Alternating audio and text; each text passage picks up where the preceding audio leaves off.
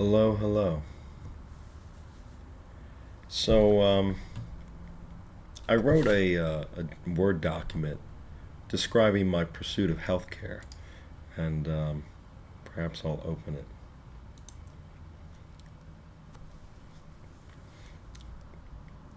In it, I state how basically I have been on a lifelong pursuit of healthcare where I want to be responsible for the well being of another human, where I want to make sure I speak with conviction because I have conviction in what I'm saying, where I have gone through rigorous training, where not only have I gone through rigorous training to make sure I know the empirically supported treatments, but also to go through training to go through my own training where I work on my empathy, work on my moral character, work on my bedside manner. And I got to a point where there's the straw that broke the camel's back. And I just wrote a paper on conscientiousness, and basically, and you're mindful of your behaviors. You don't want to kind of like stir the pot. You want to be respectful of other people's culture, and you want to be respectful of people's privacy. You want to maintain your integrity. You are conscientious of the things you do, and that they don't jeopardize your career path, or they don't ostracize or alienate or marginalize a population. And I'm stating right now that the white population is the one that's marginalized. And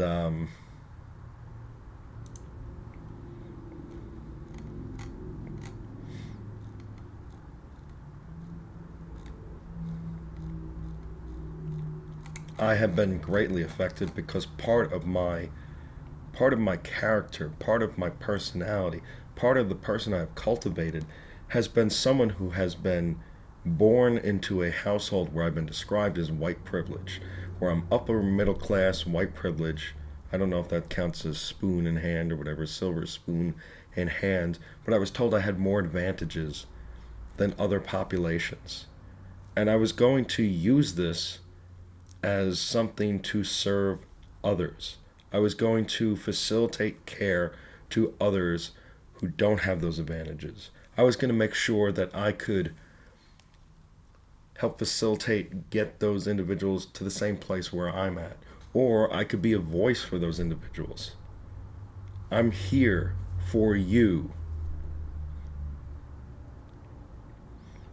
I'm not going to use my white privilege to buy a Ferrari or a mansion or indulge in, tangible goods and the good life. I don't even know what the pursuit of the good life.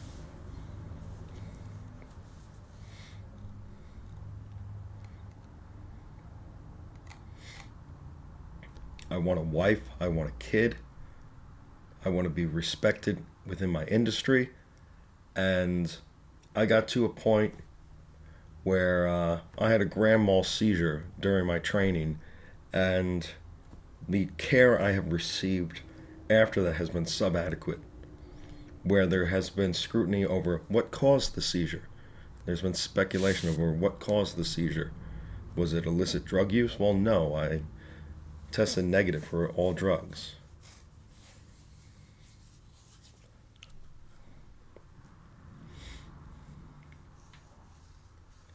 And there just seems to be an attitude where I remember even going for surgery. This Asian um, nurse practitioner, she was an anesthesiologist. She comes in, she says, they took him off medication when he had a grand mal seizure. And there was just an attitude towards me. And there was a perceived lack of professionalism in the industry that I hadn't seen prior to this incident. And I'm just seeing more and more people care less about how they carry themselves in this industry, to the point where it's such an unattractive field to be in. I'm getting a little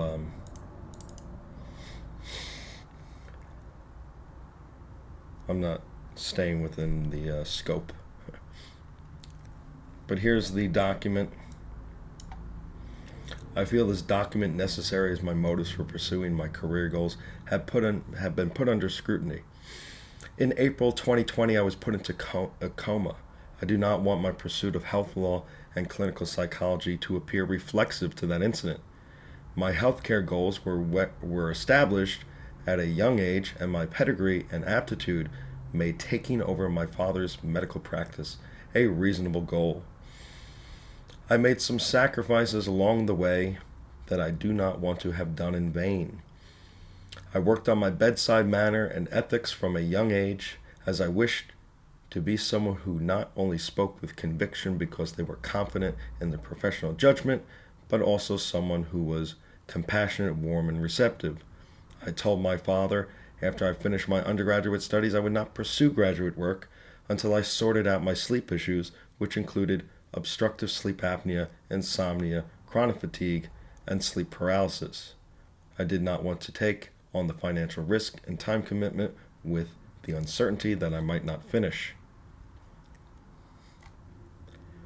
Here's my 8th grade graduation, and it indicates a career in healthcare. Surgeon. Here, my SATs, I indicate pre-medical medical. Of course, I was a pre-medical biology major.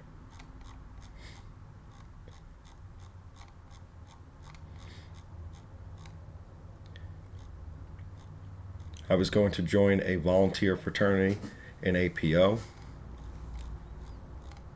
But my grandfather died, and my grandfather was sick when I entered college, and I had treatment-seeking behavior. I said, where's mental health services?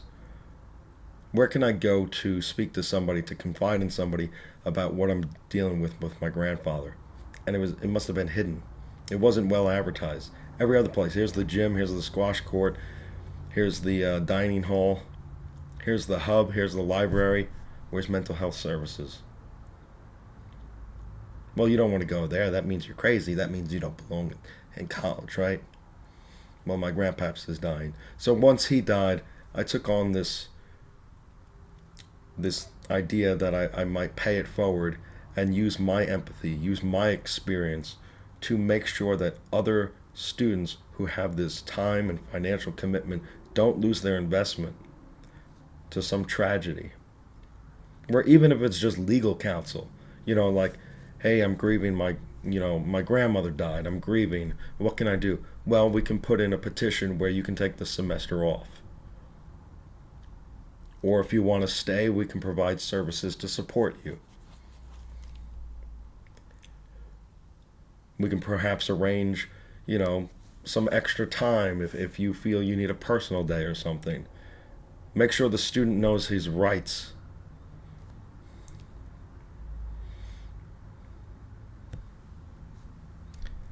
So anyway, I sent this professor an email that says, I do not want to hear at the next residential learning experience any mention of minorities being oppressed. No critical race theory. I have worked my entire life to use my white privilege platform to be a voice for the minorities who claim they had no voice. I want this to end where I have to hear I am a bad guy for something someone else did. I adhere to the golden rule. And I'm going to break off from reading this. I adhere to the golden rule. But if you treat me with disrespect, that's what I mean with the straw that broke the camel's back. If you mistreat me enough, I will treat you with the same respect that you treat me. But I try to treat everybody. When I first meet you, there's a blank slate. I trust you. I extend you trust. I feel that you have positive attributes, that you are someone who has well intentions. In the eyes of the court, you are competent until you prove otherwise. I treat you with unconditional positive regard.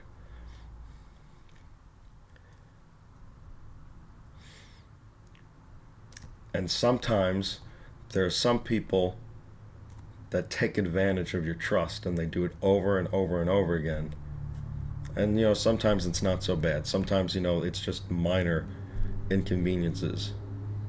but sometimes it might cost you money. Sometimes it might be hurtful.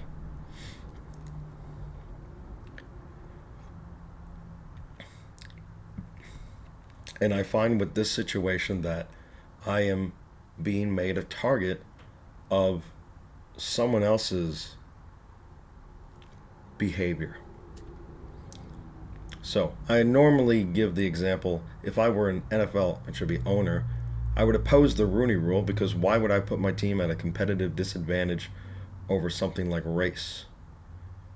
I wish to study analytical psychology, and policy is a priority, so I would like to learn from you. So this Dr. Vaughn, he teaches analytical psychology, and he also does policy. But when I went to his course, I was expecting some of the things I want to do as a clinical psychologist is policy reform, healthcare agenda, and I want to know how to effectively write to Congress, how to elicit an emotional response from Congress so that they can change something, where it's not just, I'm throwing just a bunch of statistics at them. Because what if the situation where the statistics don't support, changing one thing, but there's one or two people who are greatly affected, that the conditions are so harsh for them that, they need someone to tell their story to facilitate some sort of change. And that's why you need qualitative stuff, whatever. Anyway, Dr. Vaughn responded, "Who are you? Whoever you are, you don't dictate what is taught at the REL. Matthew, sent your email forward to program chair."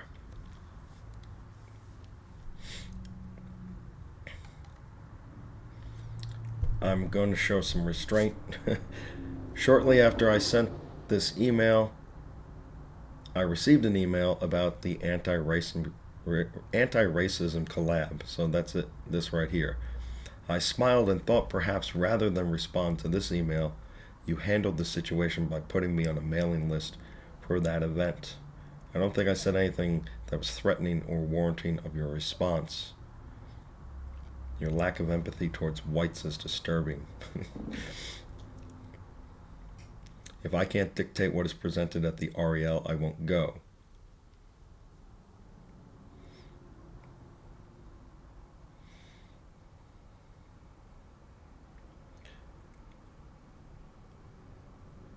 There have been terrible things in history: conversion by the sword, Spanish Inquisition.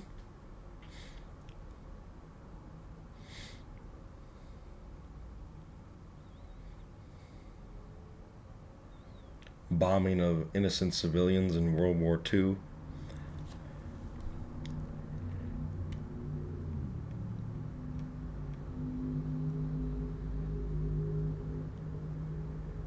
But I want to know how racism 40 years ago is affecting you right now.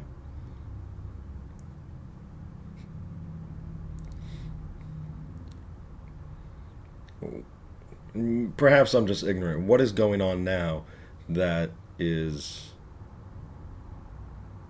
upsetting that white people are doing to blacks? Are we paying for the tickets that support your salaries as basketball players? Are we encouraging you to take head coaching careers or television personalities? Are we supporting your movies and your music and your... Are we creating job opportunities for you by creating programs that facilitate more underrepresented minorities in certain industries?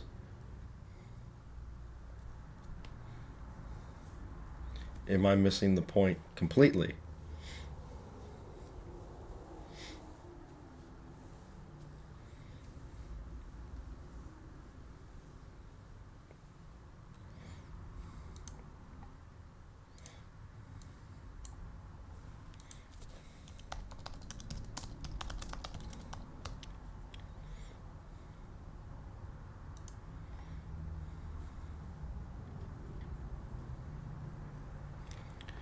We had to read this book, Bynum, Some of these books that I read in his course, and they talk about the black psychology and how Eurocentric psychology was used to oppress the black man and control the black man.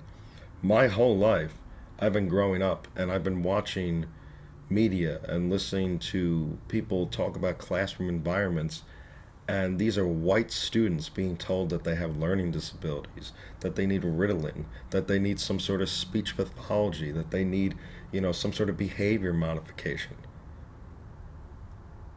Why is this something that you feel is specific to the control of blacks? Because we could say the opposite. We could say that this control of racism is manipulating, where you're using that to kind of control whites.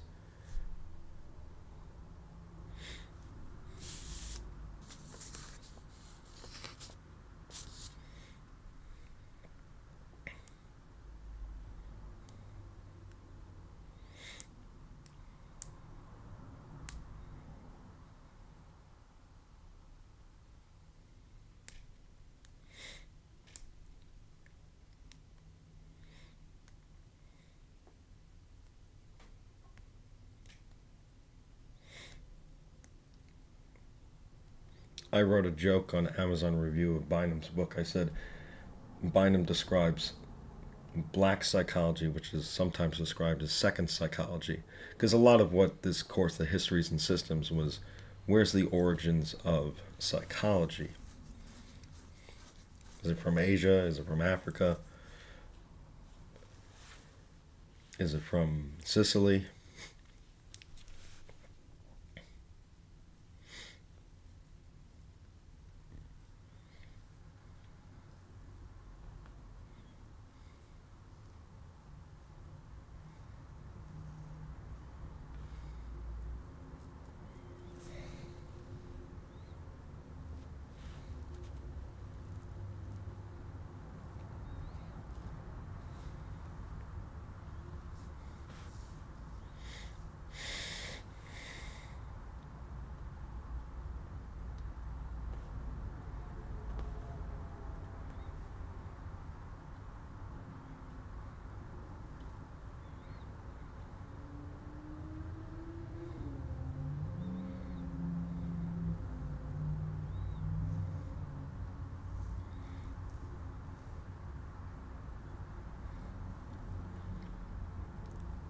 After my after I took Histories and Systems, I was thinking, I want to stay at Saybrook. I like the humanistic approach. I like empathy, congruence, unconditional positive regard. I like Maslow's needs. I like I like thinking of people as well-intentioned individuals. Although I am kind of more of the existential, where you have to kind of acknowledge that they have a capacity for evil, but perhaps if we don't, they won't have that capacity, right? Um,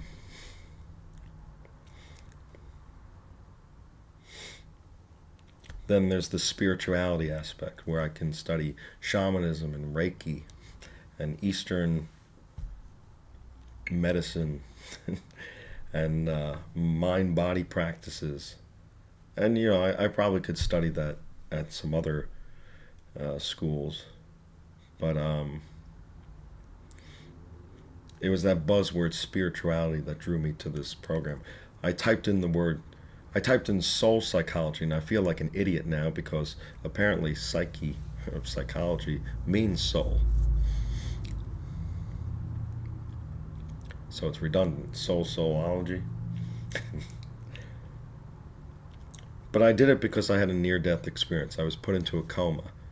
I was still pursuing health law and healthcare policy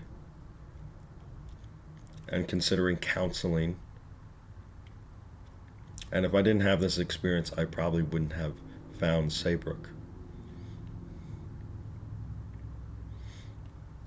But I considered moving on to a different program after the first semester because I said, you know what, I don't want to read how my ancestors' ancestors are somehow mistreating other humans.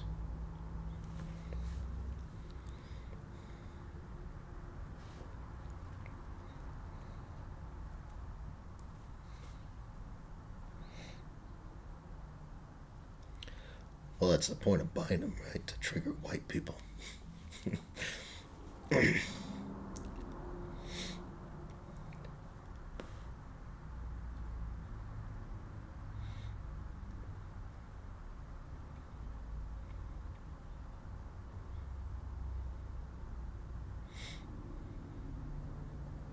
Saybrook is listed on Wikipedia as being noted for their humanistic psychology. And I swear I'm not the one who put it there. Now, you might not use Wikipedia as a reference or credible source, but it is something to note.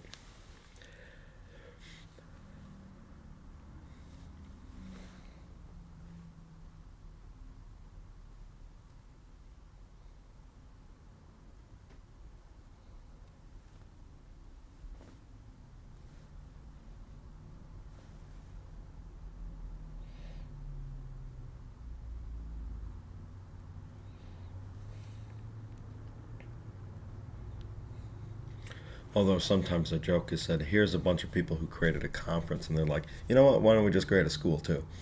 You want to create a diploma mill? Yeah. What was it? L. Ron Hubbell? Is that his name? You want to get rich? Create a religion?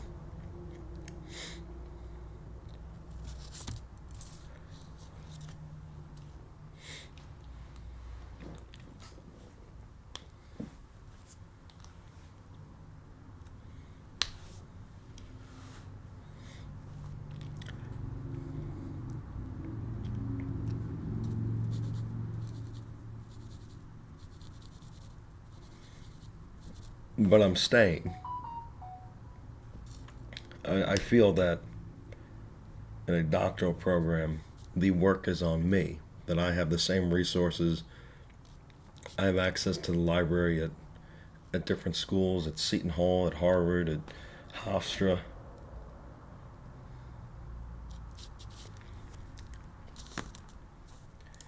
I go to this thing and I can type in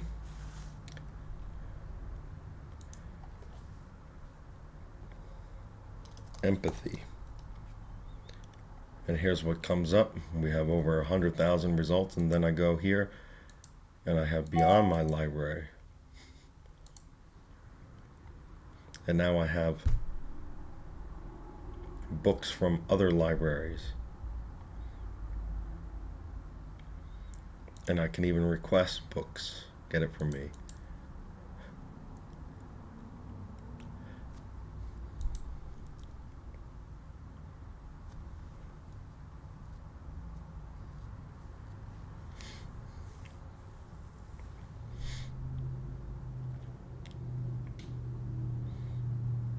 And ultimately, it's not the school that's training me to become a psychologist. That's my supervised hours. I'm going to be learning under someone who works for a hospital or agency. I might be trained by somebody who went to Stony Brook, or somebody who went to Cornell, or somebody who went to Seton Hall.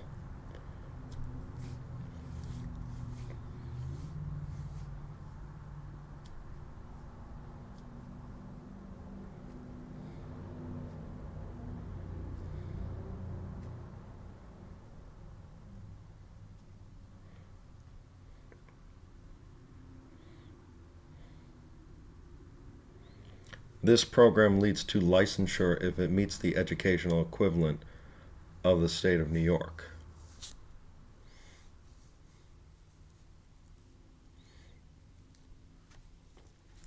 So if I go to the New York State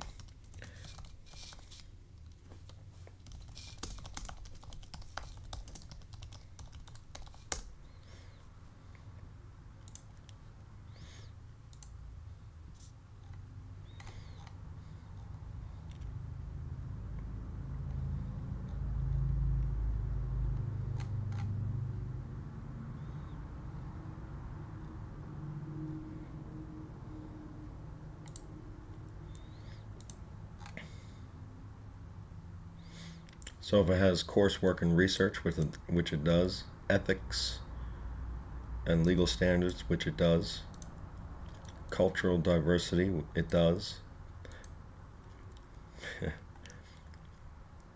assessment and diagnosis, it does.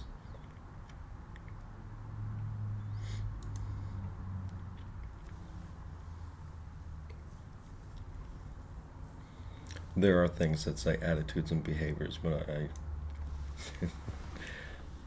not going to fully endorse what it is.